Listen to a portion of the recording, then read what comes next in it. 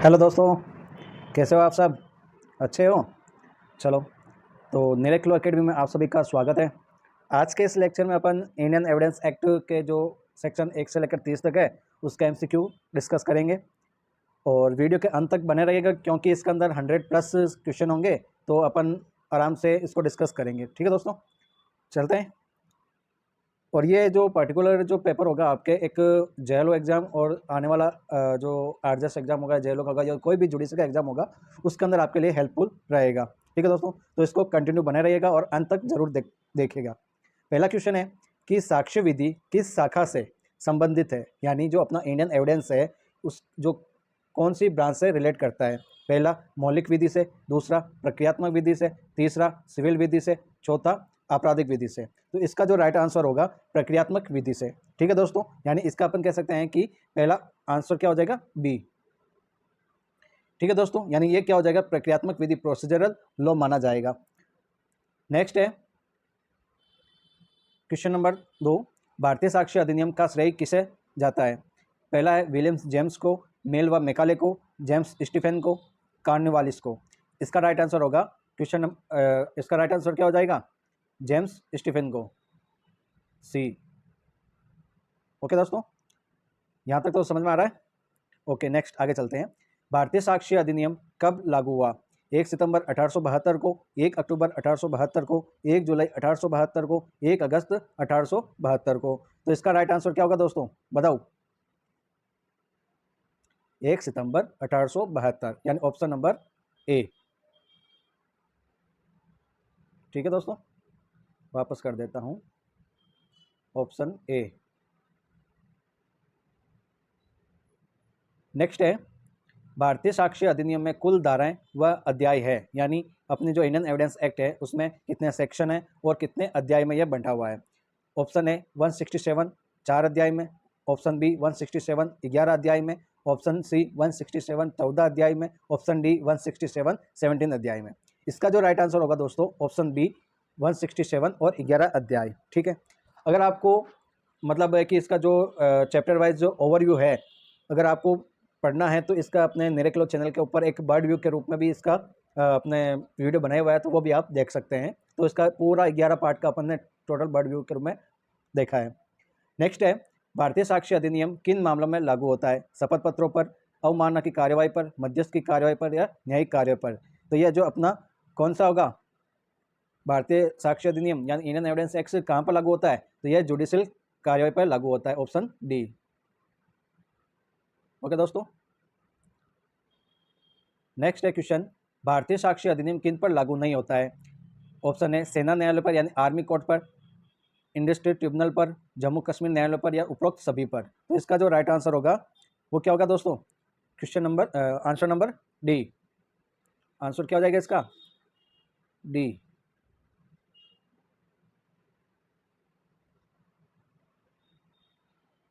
लेकिन अगर अपन देखते हैं इसके अंदर जो सी आया है, ठीक है, जम्मू कश्मीर न्यायालय, अब 2019 के अंतर्गत क्या आगे जम्मू कश्मीर पर भी ये एक्ट लागू होता है, तो इसका प्रॉपर जो आंसर होगा उपरोक्त सभी अपन कह सकते हैं एक्सेप्ट सी।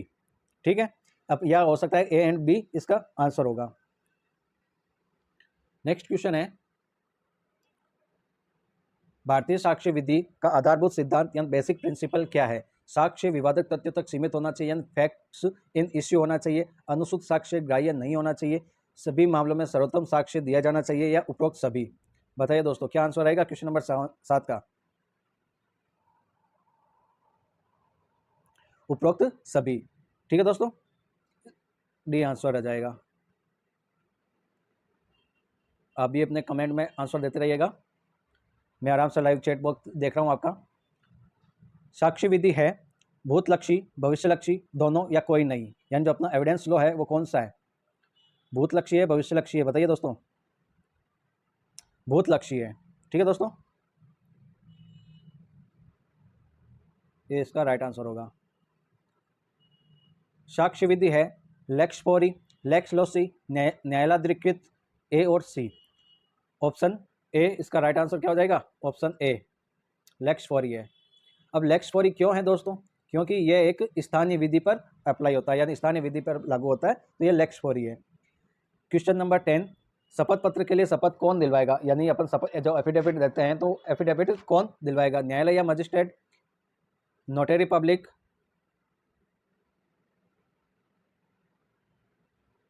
हाईकोर्ट द्वारा नियुक्त अधिकारी या उपरोक्त सभी। बताइए दोस्तों क्या आंसर होगा इसका, उपरोक्त सभी, यानी नोटरी भी होगा, हाईकोर्ट द्वारा नियुक्त अधिकारी भी होगा, मजिस्ट्रेट भी होगा, तो ये तीनों हो जाएंगे। तो इसका राइट आंसर क्या हो जाएगा, ऑप्शन डी। क्वेश्चन नंबर 11 क्या कहता है कि न्यायालय शब्द की जो परिभाषा है, न्यायालय शब्द की परिभाषा में शामिल नहीं है। ऑप्शन ए न्यायाधीश, option B magistrate, option C महानगर मजिस्ट्रेट, ऑप्शन डी मध्यस्थ। यानी न्यायाधीश, मजिस्ट्रेट, महानगर मजिस्ट्रेट, तो इसका क्या आंसर हो जाएगा, मध्यस्थ इसके अंदर शामिल नहीं है, आर्बिट्रेटर इसके अंदर नहीं आता है। ठीक है दोस्तों, तो इसका राइट आंसर क्या होगा, डी। नेक्स्ट क्वेश्चन है, न्यायालय शब्द किस धारा में परिभाषित है या डिफाइन है, धारा 2 में, धारा 3 में, धारा 4 में, धारा 2 के 4 में। तो इसका राइट आंसर क्या हो जाएगा, बताओ दोस्तों, सेक्शन 3 में।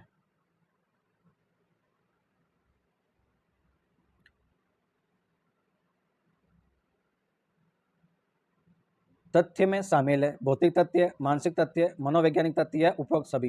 यानी फैक्ट कौन कौन से होते हैं, तो वो फिजिकल भी होते हैं, मेंटली भी होते हैं, मनोवैज्ञानिक भी होते हैं। और तो इसका राइट आंसर क्या हो जाएगा, राइट आंसर क्या होगा दोस्तों, बताओ कमेंट में, उपरोक्त सभी। क्वेश्चन नंबर 14, किसी व्यक्ति की ख्याति व राय कौन सा तथ्य होगा, भौतिक तथ्य होगा, मानसिक तथ्य होगा या मनोवैज्ञानिक तथ्य होगा, या बी एंड सी दोनों होगा। बताओ दोस्तों, इसका राइट आंसर क्या हो जाएगा, डी हो जाएगा, बी और सी, यानी मानसिक तथ्य और मनोवैज्ञानिक तथ्य होगा। ठीक है दोस्तों, अब है क्वेश्चन नंबर 15, मानसिक व आंतरिक तथ्य साबित किए जाते हैं। यानी जो ये मानसिक और आंतरिक तथ्य होंगे वो साबित किस प्रकार से साबित होंगे, तो परिस्थितिजन्य साक्ष्य से साबित होंगे, या संस्वीकृति द्वारा साबित होंगे, या उपरोक्त दोनों से होगा, या प्रत्यक्ष द्वारा होगा, यानी डायरेक्ट एविडेंस के द्वारा होगा। इसका राइट आंसर क्या होगा दोस्तों, उपरोक्त दोनों के द्वारा होगा। यानी इसको सर्कमस्टेंसेस एविडेंस के द्वारा भी क्या किया जा सकता है, साबित किया जा सकता है, और कन्फेशन के द्वारा भी इसको साबित किया जा सकता है। ठीक है दोस्तों, तो इसका राइट आंसर क्या हो जाएगा, सी।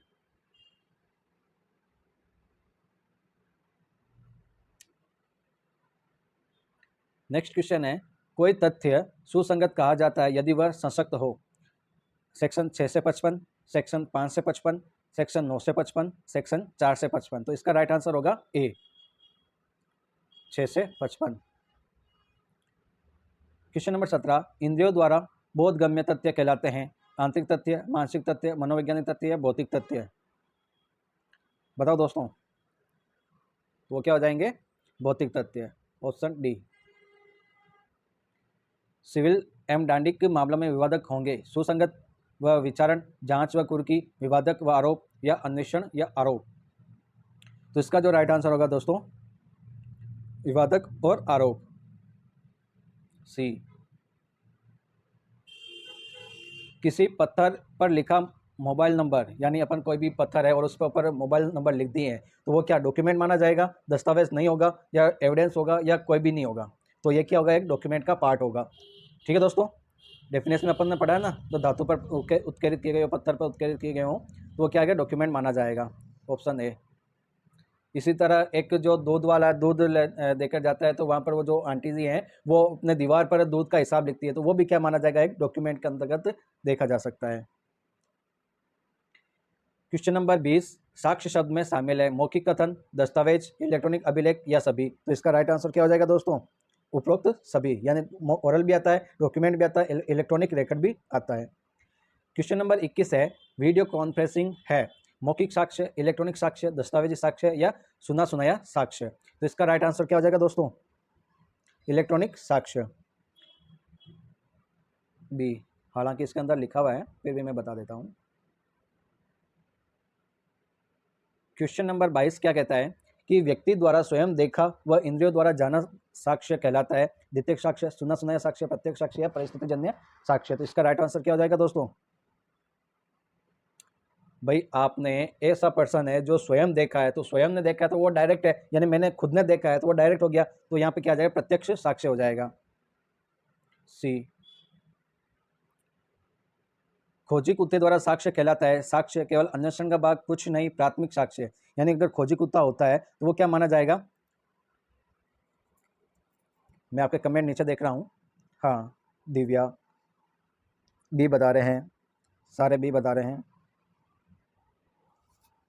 चलो मैं भी बी कर देता हूँ, फिर आप सभी बी बता रहे हो तो केवल क्या होगा, ये एक इन्वेस्टिगेशन का पार्ट होगा, अन्वेषण होगा। ठीक है दोस्तों। फिर ट्रायल के दौरान, नेक्स्ट क्वेश्चन है कि ट्रायल के दौरान अभियुक्त पर आरोप के बारे में पूछा जाता है, यानी अभियुक्त पर आरोप के बारे में पूछा जाना क्या माना जाएगा, एविडेंस माना जाएगा, साक्ष्य नहीं होगा, एडमिशन होगा या कन्फेशन होगा। तो ये एक एविडेंस का पार्ट नहीं है। ऑप्शन क्या हो जाएगा 24 का आंसर बता दिया मैंने, ऑप्शन बी एविडेंस का पार्ट नहीं है। नेक्स्ट क्वेश्चन है, निम्न में से कौन सा साक्ष्य है, साक्ष्य की भावभंगिमा, कंडक्ट, स्थानीय निरीक्षण, लोकल इन्वेस्टिगेशन, मजिस्ट्रेट द्वारा अभियुक्त से पूछा गया प्रश्न, उपरोक्त में से कोई नहीं। बताओ दोस्तों, 25 का आंसर बताओ। ए ए ए ए ए ए वाह, वेरी गुड, बहुत अच्छे बहुत अच्छे बहुत अच्छे। लगता है कि मेरे सारे स्टूडेंट तो मेरिट में आ रहे हैं। ए, ठीक है, फिर मैंने भी ए कर दिया है। क्वेश्चन नंबर 26, साक्ष्य, एविडेंस व सबूत के बारे में निम्न में से कौन सा कथन असत्य है, यानी एविडेंस और प्रूफ के बारे में जो कुछ भी ये चार बातें बताई गई है, इनमें से कौन सा गलत कथन है या असत्य कथन है, वो अपने को ढूंढना है। पहला है, साक्ष्य सबूत का एकमात्र साधन है, सबूत साक्ष्य का परिणाम है, साक्ष्य कारण है तो सबूत उसका परिणाम है, सबूत पर साक्ष्य की नींव आधारित होती है, सबूत पर साक्ष्य की नींव आधारित होती है। इसका राइट आंसर क्या होगा दोस्तों, बताओ। कोई दो बोल रहे हैं, कोई सी बोल रहे हैं। सी क्यों होगा भाई, साक्ष्य का कारण और सबूत उसका परिणाम है। डी डी डी डी, अब आया ना, सीमा बोल रही है डी, पवन बोल रहा है डी, राकेश बोल रहा है डी, सोनू गुजर बोल रही है डी। तो इसका राइट आंसर क्या होगा दोस्तों, डी होगा।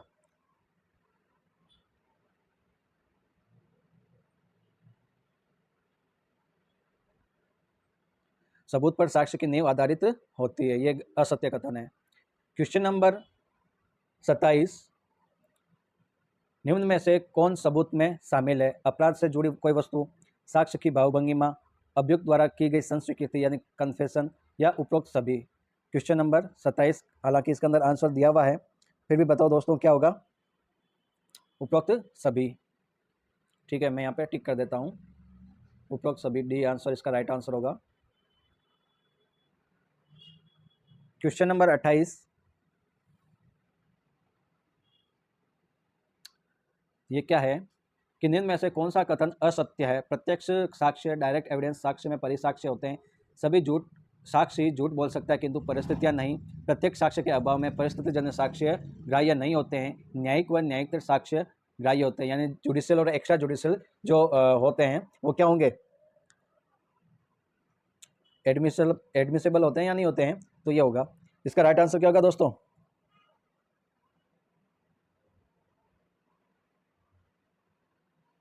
कंफ्यूजन हो रहा है। बताओ बताओ, इसका राइट आंसर क्या होगा दोस्तों, कि प्रत्येक साक्ष्य यानी डायरेक्ट एविडेंस के अगर अपने पास में अभाव है, यानी उसकी कमी है, तो वो क्या माना जाएगा, परिस्थिति जन्य साक्ष्य एडमिसेबल नहीं होगा। क्वेश्चन आंसर क्या हो जाएगा, सी। मार्क आ गए ना यहाँ पे, कोई बोल रहा है डी, कोई बोल रहा है बी, इसका राइट आंसर क्या होगा, सी। ठीक है, करेक्ट करना आप सभी, है ना। क्वेश्चन नंबर 29 है, किस वाद में कहा गया है कि परिस्थिति जन्य साक्ष्य के आधार पर अभियुक्त की दोष सिद्धि की जा सकती है, यानी ऐसा कौन सा वाद है जिसमें परिस्थिति जन्य यानी सर्कमस्टेंशियल एविडेंस को अभियुक्त पर दोष सिद्धि की जा सकती है।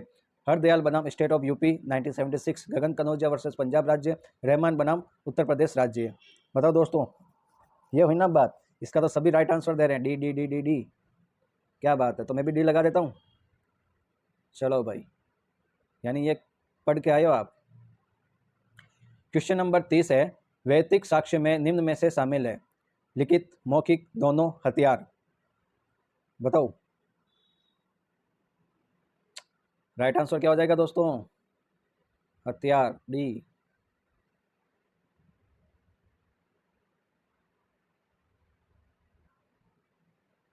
निम्न में से असंगत इररिलेवेंट है। साक्ष्य निम्न प्रकार का हो सकता है: प्रत्यक्ष, अप्रत्यक्ष, मौखिक व दस्तावेजी, प्राथमिक, द्वितीयक, प्रक्रियात्मक या सारवान।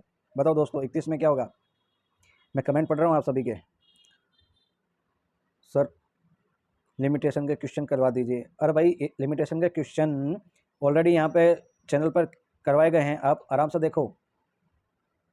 हाँ मैंने पूरा लिमिटेशन एक्ट करवाया है।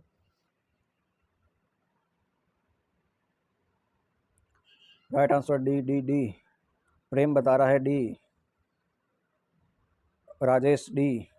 तो इसका राइट आंसर क्या हो जाएगा? डी। अब मैं तो आपके हिसाब से चल रहा हूँ दोस्तों।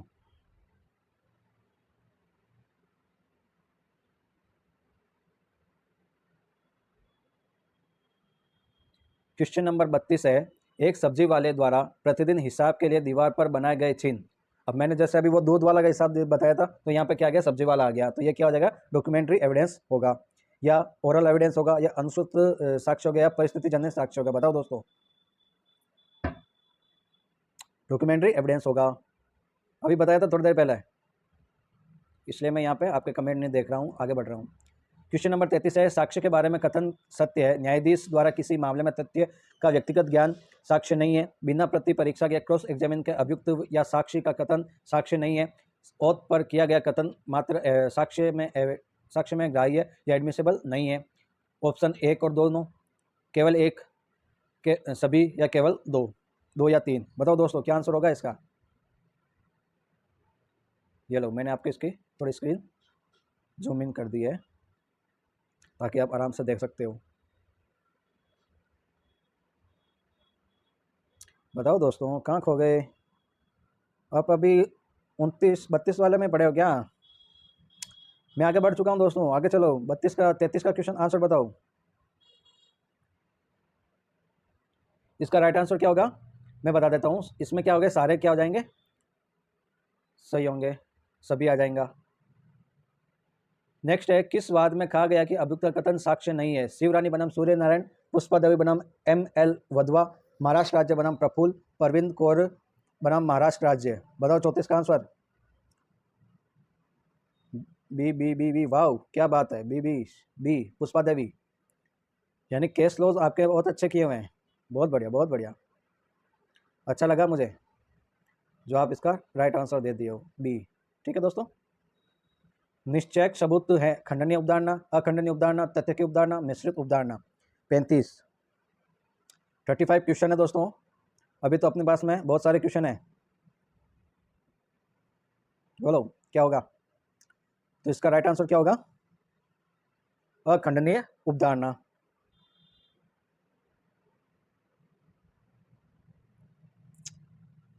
क्वेश्चन नंबर 36, जब कोई तथ्य न साबित होता हो और न ही ना साबित तो कहा जाता है। साबित, ना साबित, साबित नहीं हुआ, कुछ नहीं हुआ। तो इसका आंसर क्या होगा दोस्तों? मैं ही बता देता हूँ क्योंकि इसमें राइट टिक लगाया हुआ है, कंफ्यूजन हो गया। आप 3 कर लो या सी कर लो, कुछ भी कर लो दोस्तों। आप क्या बता रहे हो? 3 2 समझ में नहीं आ रहा, सी लिखा हुआ यहाँ पे। 37 है, इलेक्ट्रॉनिक चिन्ह व अभिलेख शामिल किए गए हैं सूचना व प्रौद्योगिकी अधिनियम 2008 द्वारा, IT एक्ट 2008, IT एक्ट 2000, ये उपरोक्त ए और बी दोनों, सूचना का अधिकार 2005। क्या होगा दोस्तों? ए और बी।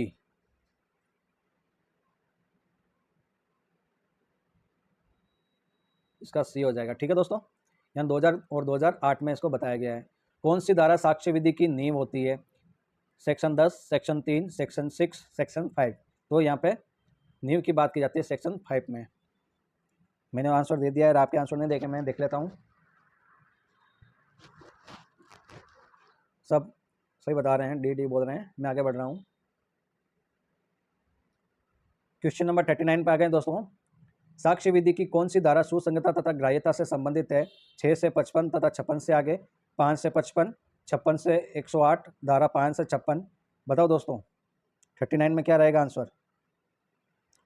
यानी इसका जो राइट आंसर होगा 6 से 55 से लेकर 56 से आगे तक क्या माना जाएगा, सुसंगतता और ग्राह्यता के बारे में बताया गया, यानी रिलेवेंट और एडमिसिबिलिटी के बारे में बात करता है। क्वेश्चन नंबर 40, कौन सा कथन असत्य है? सभी सुसंगत तथ्य ग्राह्य होंगे, सभी सुसंगत साक्ष्य ग्राह्य नहीं होंगे, सभी तथ्य जो ग्राह्य हैं वह सुसंगत हो आवश्यक नहीं, सुसंगतता और ग्राह्यता पर्यायवाची है। बताओ दोस्तों क्या होगा 40 का आंसर?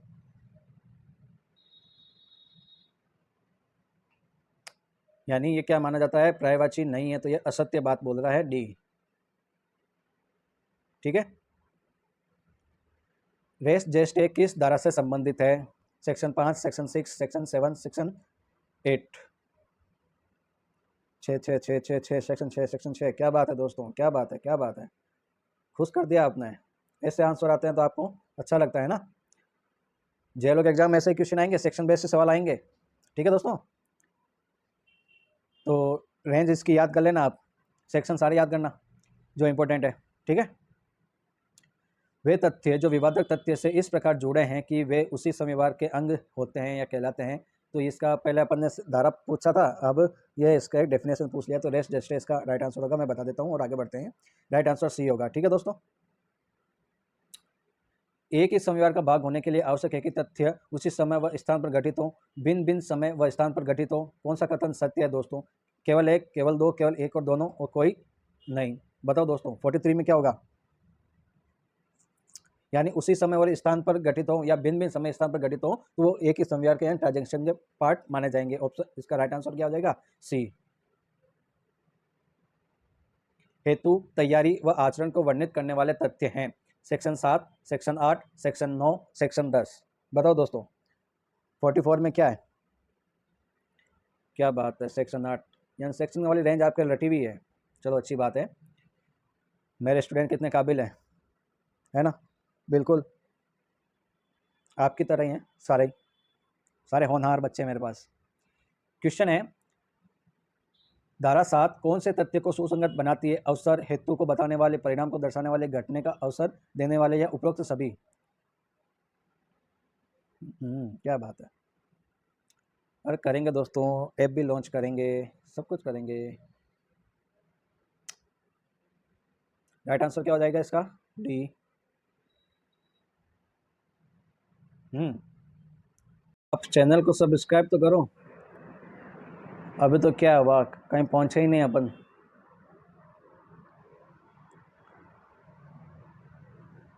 फोर्टी 46 क्वेश्चन है, किस वाद में कहा गया है कि यदि परिस्थिति जन्य साक्ष्य पर्याप्त हो तो अपराध का निष्कर्ष निकाला जा सकता है?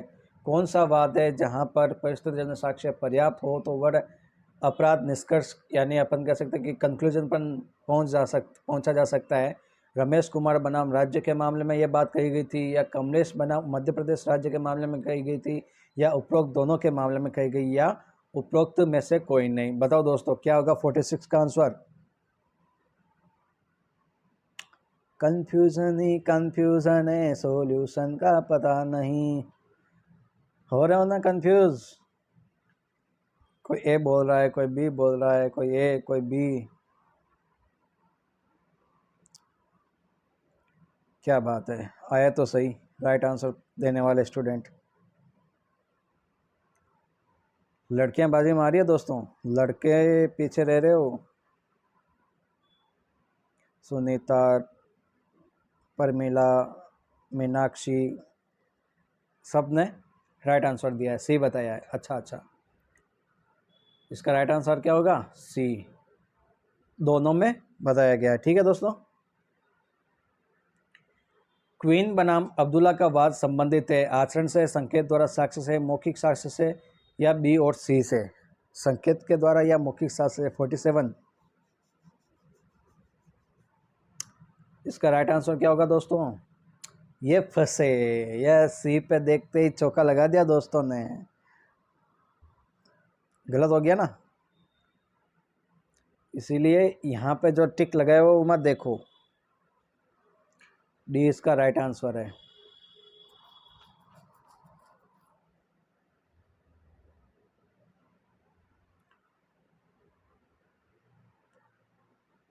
एक मानसिक अवस्था तैयारी है, हेतु है, आचरण है या कथन है? बताओ दोस्तों क्या होगा?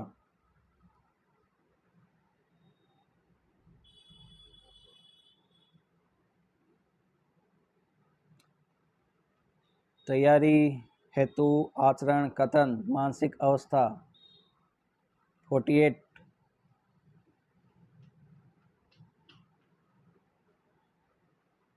आंसर लगा हुआ ए और स्टूडेंट बता रहे हैं ए। क्या बात है। तो यहाँ पे क्या होगा दोस्तों, मानसिक अवस्था होगी, वो क्या होगा, ऑप्शन बी होगा, हेतु के अंतर्गत आएगा। क्वेश्चन नंबर, इसका राइट आंसर क्या होगा दोस्तों? बी होगा, यानी बी। कंफ्यूज हो रहे हैं दोस्तों, इसीलिए तो मैंने ये paper as it is scan किया है, मैंने टाइप नहीं करवाया। 49, धारा 8 साक्ष्य विधि में साक्ष्य दिया जा सकता है केवल आचरण का, केवल कथनों का, आचरण व कथन का, परिणामों का। 49, इस बार आपका टिप्पा सही हो गया दोस्तों, ए। हाँ, ये सारे मतलब जो क्वेश्चन आ रहे हैं ना, वो सेक्शन 1 से लेकर 30 तक के आ रहे हैं। हाँ दोस्तों, हाँ, अभी तो बहुत सारे क्वेश्चन हैं, लगभग 100 प्लस है मेरे हिसाब से। हाँ, आप कंटिन्यू रहें, सुमेलित कीजिए। एलबी प्ली कौन से सेक्शन में है दोस्तों? मन की दशा और संवेदना कौन से सेक्शन में है? अधिकार और रूढ़ि कौन से सेक्शन में है? क्षतिपूर्ति की राशि को प्रभावित करने वाले ये कौन से सेक्शन में है? एलबी कौन से सेक्शन में? 11 में है। मन की दशा और संवेदना, मेंटल फीलिंग के बारे में सेक्शन 14 में। अधिकार और रूढ़ि के तथ्य सेक्शन 13 में। क्षतिपूर्ति की राशि को प्रभावित करने वाले ये सेक्शन 12 में है। तो इसका राइट आंसर क्या हो जाएगा दोस्तों?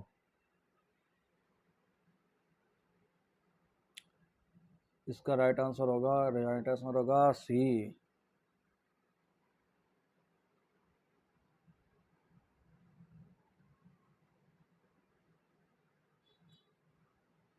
क पर यह आरोप है कि उसने बीमा की धनराशि प्राप्त करने के लिए अपना घर जला दिया।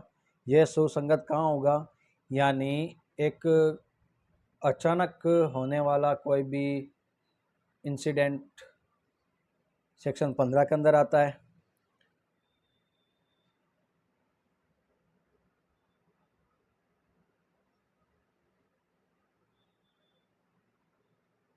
ठीक है दोस्तों, 58 का राइट आंसर क्या होगा? 15। ठीक है ठीक है ठीक है ठीक है ठीक है, मैं आगे बढ़ रहा हूँ, मुझे पता है आपको याद है। नेक्स्ट है, यह तथ्य कि सम्यक अनुक्रम में डाक में डाला गया पुनः पत्र पुनः प्रेक्षण हेतु नहीं लौटाया गया सुसंगत होगा। धारा 16 में, धारा 11 में, धारा 14 में, धारा 12 में।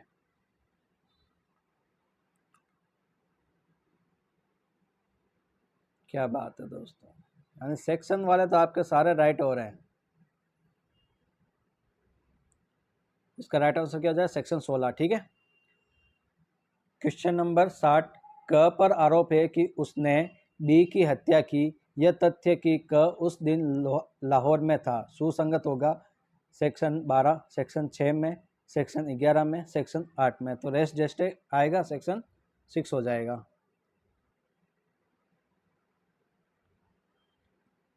क्वेश्चन नंबर 61, क के विरुद्ध यह साबित हो जाता है कि वह बलवा राइट में भीड़ के आगे आगे चल रहा था सुसंगत होगा। सेक्शन 9 में, सेक्शन 16 में, सेक्शन 10 में या सेक्शन 6 में। बताओ दोस्तों 61 में क्या होगा? क्या हुआ, गड़बड़ बता दिया क्या मैंने? 60 का आंसर सी होगा। क पर आरोप है कि उसने बी की हत्या की। यह तथ्य है कि उस दिन लाहौर में था। प्ली ऑफ एलिबी तो है, मैंने रेस्ट कर दिया क्या? ओके ओके, सॉरी दोस्तों, सॉरी। क्वेश्चन नंबर 60 का राइट आंसर सी है।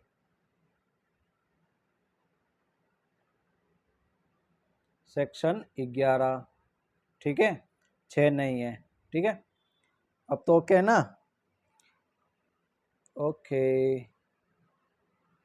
क के विरुद्ध यह साबित तो हो जाता है कि वह बलवा में भीड़ के आगे चल रहा था, सुसंगत होगा। 61 भीड़ में आगे चल रहा था, तो plea of alibi TI parade section 9 क्या होगा दोस्तों? सेक्शन 9 ए राइट आंसर हो जाएगा।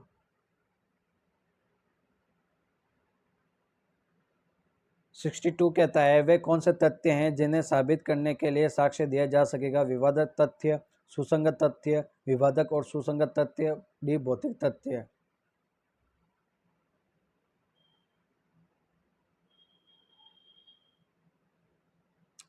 अरे बताओ कहाँ खो गए? कमेंट नहीं आ रहे आपके। मैं एक बार रिफ्रेश कर लेता हूँ।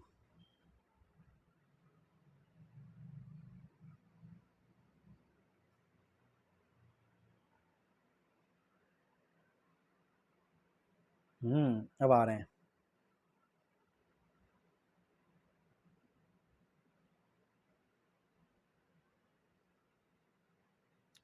पूजा, मीनाक्षी, प्रेम, पवन, क्या बात है, राइट आंसर दे रहे हो सभी। इसका राइट आंसर क्या हो जाएगा? सी।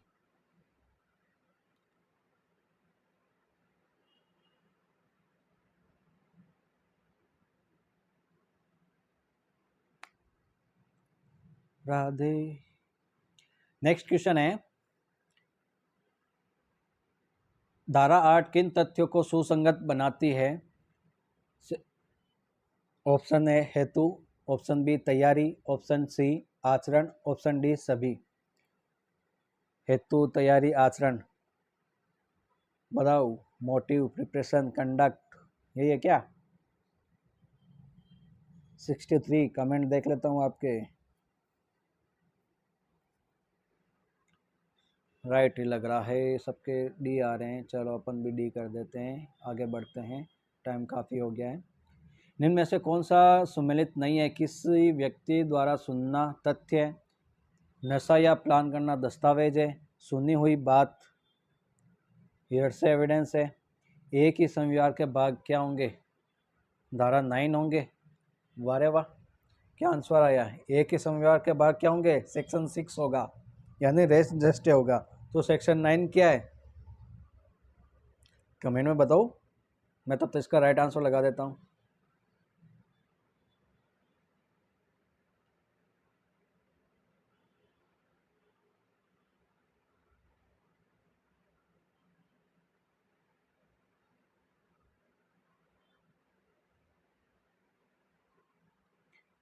नेक्स्ट क्वेश्चन है 65, क्वीन बनाम अब्दुल्ला का वाद संबंधित है परिणाम से, आचरण से, तैयारी से, प्रसंग से, यानी ओकेजन से। क्वीन बनाम अब्दुल्ला का वाद वेरी वेरी इंपॉर्टेंट केस है, कंडक्ट से है।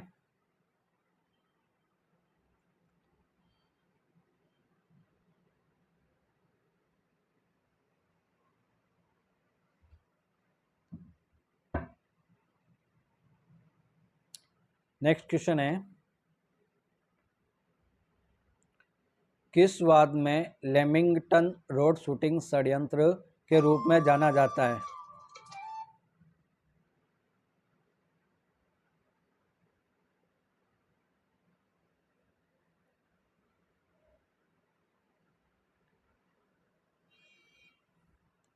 किस वाद को लेमिंगटन रोड शूटिंग षड्यंत्र में रूप में जाना जाता है?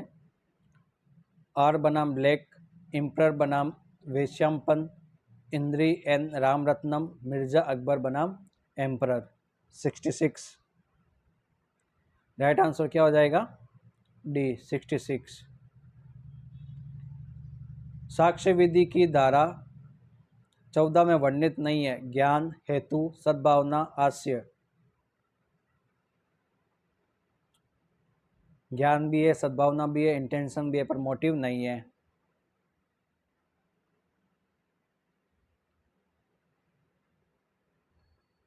B. The bride in the bath, the bride in the bath साक्ष्य विधि की किस धारा से संबंधित है? Section 15, section 16, section 17, section 18। बताओ दोस्तों, 68 का आंसर सेक्शन 15। बहुत अच्छे, बहुत अच्छे।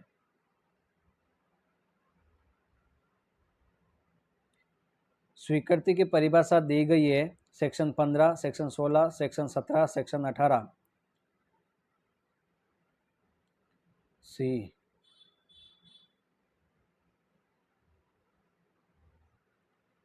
सॉरी सॉरी सॉरी, स्वीकृति की एडमिशन, सही है, सी राइट है, ठीक है। सेक्शन 70, क्वेश्चन 70 है, स्वीकृति एडमिशन है मौखिक कथन, दस्तावेजी कथन, इलेक्ट्रॉनिक कथन, उपरोक्त सभी। तो इसका राइट आंसर क्या हो जाएगा? डी। स्वीकृति कौन कर सकता है? हु मेक, कार्यवाही के पक्षकार, उनके एजेंट, विषय वस्तु से हितबद्ध व्यक्ति, या सभी। तो राइट आंसर क्या होगा?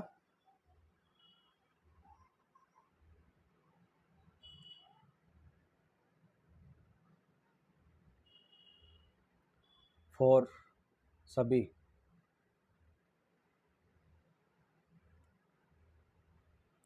स्वीकृति हो सकती है न्यायिक, न्यायिकतर आचरण द्वारा, सभी। 72। क्या बात है, सारों के राइट आंसर आ रहे हैं। डी। 73, स्वीकृति करने वाले के विरुद्ध साबित की जा सकेगी, वर्णित है सेक्शन 17, सेक्शन 22, सेक्शन 21, सेक्शन 19। बताओ दोस्तों।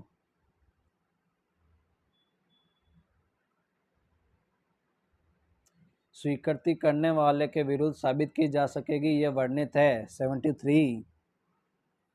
इस पे देख के गलत बोल रहे हो, इस पे देख के गलत बोल रहे हो। सेक्शन 21 में सी राइट आंसर होगा, ठीक है। लड़कियां बाजी मारी है, देखो उन्होंने सी सी बोला है। स्वीकृति किसे की जा सकती है? न्यायालय में, प्रतिपक्ष में, किसी भी व्यक्ति से, या उपरोक्त सभी। स्वीकृति किससे की जा सकती है? किसी भी व्यक्ति से की जा सकती है, या उपरोक्त सभी। तो मेरा राइट आंसर होगा डी।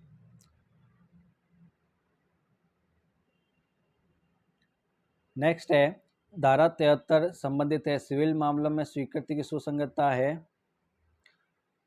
पक्षकारों की स्वीकृति से, मौखिक स्वीकृति से, या दस्तावेजी अंतर्वस्तु से, अंतर्वस्तु की स्वीकृति से।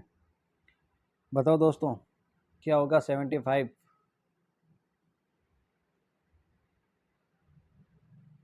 ए।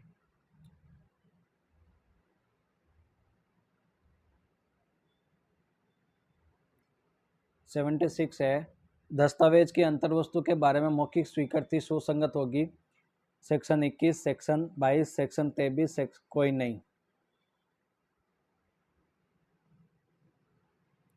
सेक्शन 22।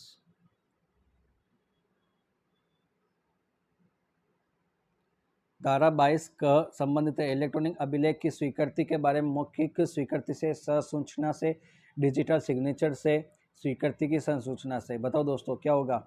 77 में आंसर। क्या बात है, क्या बात है, यानी देखा देख टिप्पा लगा रहे हो। चलो कोई बात नहीं, ए सबका। अच्छा, आपने सही बोला, चलो। अच्छा, नहीं देखा, चलो।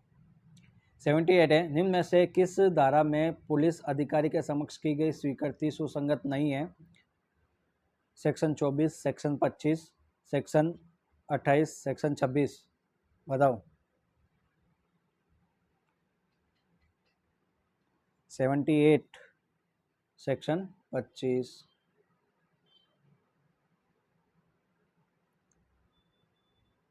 बोलने में असमर्थ गवाह यदि न्यायालय में अपना बयान लिखित में देता है तो उस स्थिति में उसकी साक्ष्य समझी जाएगी दस्तावेज साक्ष्य, लिखित साक्ष्य, मौखिक साक्ष्य, या प्राथमिक साक्ष्य। क्या माना जाएगा भाई? 79, ओरल एविडेंस माना जाएगा, चाहे वो लिख के भी दे रहा हो, ओरल होगा। एक आपराधिक प्रकरण में तथ्य को साबित करने का भार होता है अभियुक्त पर, अभियोजन पर, पुलिस पर, न्यायालय पर। 80 क्या होगा दोस्तों?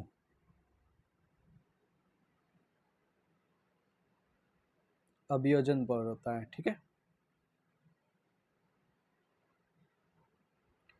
चिकित्सा अधिकारी द्वारा पीड़ित की चोटों का वर्णन करने की वाली रिपोर्ट क्या होगी?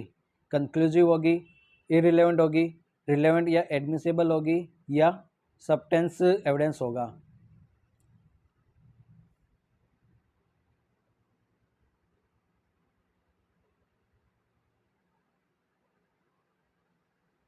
रिलेवेंट और एडमिसिबल होगा, ठीक है। सी इसका राइट आंसर होगा। संस्वीकृति का वर्णन है 24 से 28, 17 से 28, 24 से 27, 24 से 30। बताओ दोस्तों।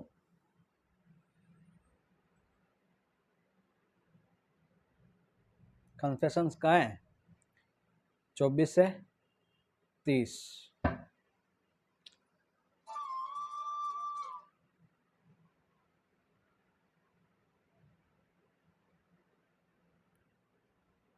उत्प्रेरणा, धमकी, वचन के अधीन की गई संस्वीकृति ग्राह्य है, विसंगत है, सुसंगत है, या साक्ष्य में है ग्राह्य है?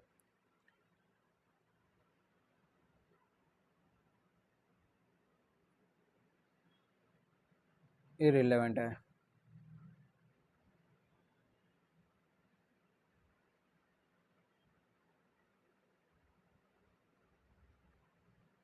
बी। पुलिस अभिरक्षा में की गई संस्वीकृति का वर्णन है सेक्शन 26, सेक्शन 24, सेक्शन 27, सेक्शन 25।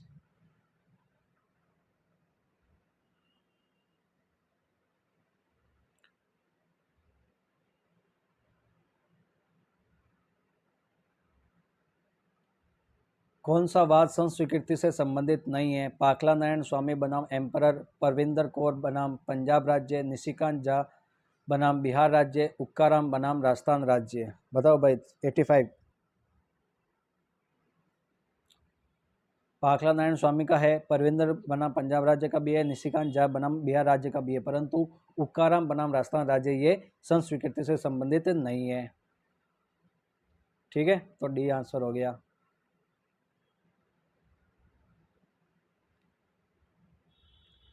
यदि कोई संस्वीकृति सुसंगत है तो मात्र इस आधार पर विसंगत नहीं होगी कि वह गुप्त रखने के वचन पर की गई है, धोखे के कारण की गई है, नशे के दौरान की गई है, उपरोक्त सभी।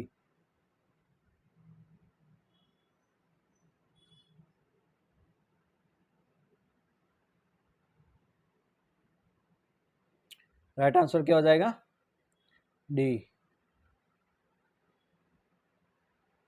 94 क्या है कि को एक्यूज की संस्वीकृति का वर्णन बताया गया है सेक्शन 31, सेक्शन 30, सेक्शन 32, सेक्शन 29। को एक्यूज कहाँ बताया गया है? Section 30 right answer. किस वाद में यह कहा गया है कि सह अभियुक्त के विरुद्ध की गई संस्वीकृति कमजोर प्रकृति की साक्ष्य होती है? राम प्रकाश बनाम पंजाब राज्य, भुबोनी साहू बनाम सम्राट कश्मीरा बनाम मध्य प्रदेश राज्य, मिजोरम राज्य बनाम लाल खिनामा। इसका राइट आंसर क्या हो जाएगा? 95। कश्मीरा बनाम मध्य प्रदेश राज्य, सी। किस वाद में कहा गया कि टीआई या शिनाख्त कोई भी व्यक्ति कर सकता है? रामकिशन बनाम बम्बई राज्य, केहर सिंह बनाम दिल्ली प्रशासन, उपरोक्त दोनों, या उपरोक्त कोई नहीं? 96। बताओ दोस्तों क्या होगा? रामकिशन बनाम बम्बई राज्य के मामले में यह कहा गया था कि शिनाख्त के लिए कोई भी व्यक्ति कर सकता है।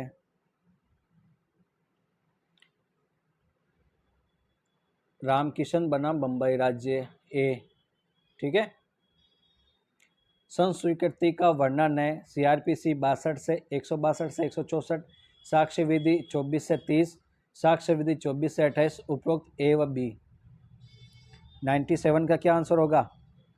ए और बी हो जाएगा। और अगर ऐसा देखा जाए तो ए और बी, और 24 से 30 के अंदर भी है, और 162 से 164 के अंदर भी है।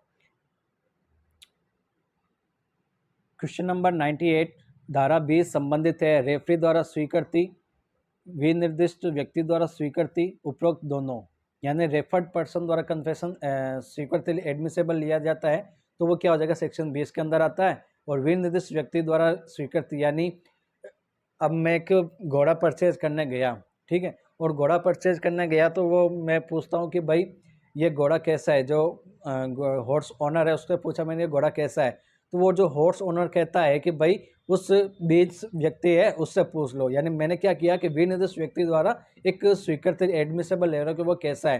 तो यहाँ पे क्या हो जाएगा कि रेफर, मैं रेफर कर रहा हूँ उसका नाम, तो वो विनिर्दिष्ट पर्सन के अंतर्गत आएगा। ठीक ठीक है दोस्तों।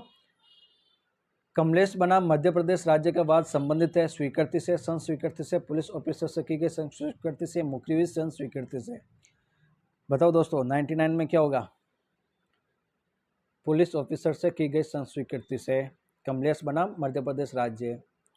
भारतीय साक्ष्य अधिनियम किस धारा में स्वीकृति को परिभाषित किया गया है, यानी संस्वीकृति को किस में परिभाषित किया है, किसी में भी नहीं किया गया है। ये सुप्रीम कोर्ट या हाई कोर्ट के विभिन्न प्रकार के जो केस आए थे, 3 पाखला नारायण निशिकांत झा है या एक और था परविंदर कौर, इन तीनों केस के अंदर इसको परिभाषित किया गया, लेकिन अपने बैरेट के अंदर कहीं पर भी परिभाषित नहीं है। ठीक है, तो ये इसका राइट आंसर हो जाएगा डी। संक्रिया बनाम स्टेट ऑफ राजस्थान का वाद संबंधित है संस्वीकृति उसका साक्ष्य मूल्य से, स्वीकृति से, मृत्युकालीन कथन से, अन्वेषण से।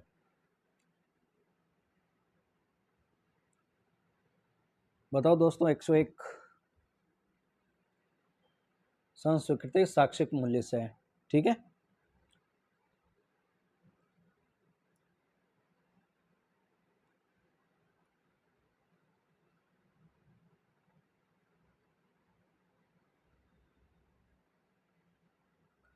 नेक्स्ट है 102 स अभियुक्त की संस्वीकृति से संबंधी वाद है, यानी स अभियुक्त यानी कन्फेशन बाय को एक्यूज्ड।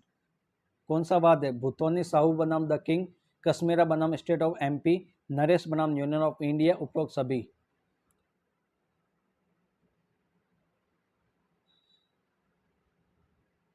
भूतोनी साहू का भी है, कश्मीरा का भी है, नरेश बनाम यूनियन ऑफ इंडिया, तीनों का केस है को एक्यूज से संबंधित है।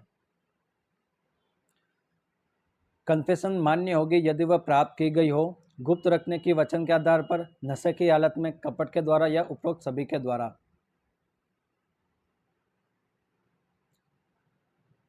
इसका राइट आंसर क्या हो जाएगा, डी।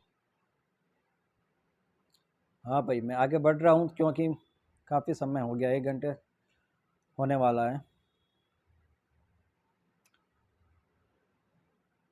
क्या धारा 27 आर्टिकल 14 का उल्लंघन करती है यदि क्रिमिनल सीआरपीसी की धारा 161 के विपरीत है? हाँ, नहीं, कुछ परिस्थितियों में कोई नहीं। बताओ दोस्तों 104 का क्या होगा?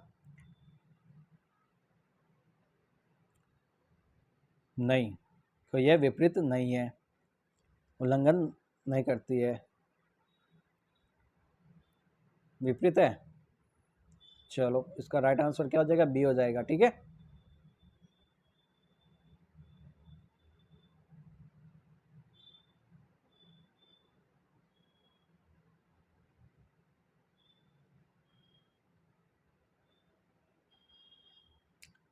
एक सौ 5 क्वेश्चन है। धारा 26 का अपवाद है police custody, judicial custody, immediate presence of magistrate, none of, कौन सा होगा? या उपरोक्त में से कोई नहीं। 105 क्वेश्चन,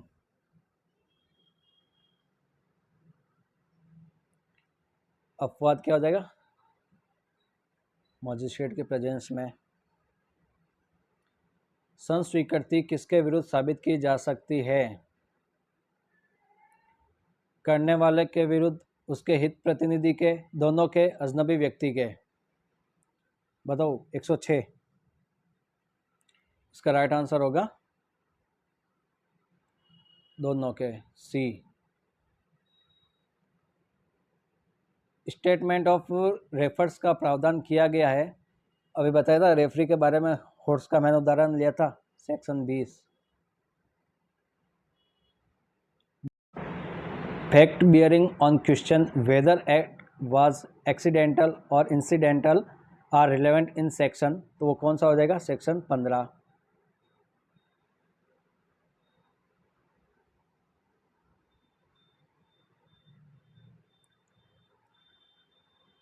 क्वेश्चन नंबर 109, क ख के विरुद्ध वाद लाता है कि उसके कुत्ते ने उसे काटा, जिसका हिंसक होना ख जानता था। यह कि कुत्ते ने पहले बी, सी, डी और ई को काटा था। उन्होंने बी से शिकायत की थी। यह तथ्य सुसंगत होगा। Section 14, section 15, section 16, section 11। किसमें होगा दोस्तों, सेक्शन 14।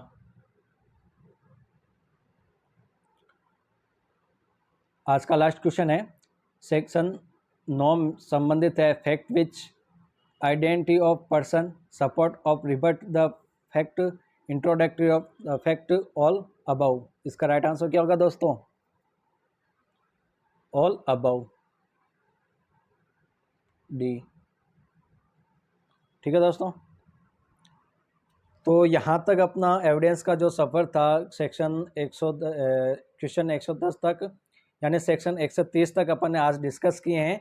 और इसको आगे अपन जो 31 से लेकर जो नेक्स्ट क्वेश्चन होंगे वो भी अपन डिस्कस करेंगे। तो आप इस चैनल पर बने रहिए, और अगर आप इस चैनल पर नए हो तो इस चैनल को सब्सक्राइब जरूर कर लो, ताकि अपने एविडेंस एक्ट का जो नेक्स्ट पार्ट है वो आप सभी तक ज़रूर पहुंच जाए। ठीक है, ताकि आप अपने जेएलओ के एग्ज़ाम में या जुडिशरी का कोई भी एग्ज़ाम है, इसमें ये सारे क्वेश्चन आपके लिए हेल्पफुल रहेंगे। थैंक यू दोस्तों, थैंक यू। इस चैनल को सब्सक्राइब जरूर करना।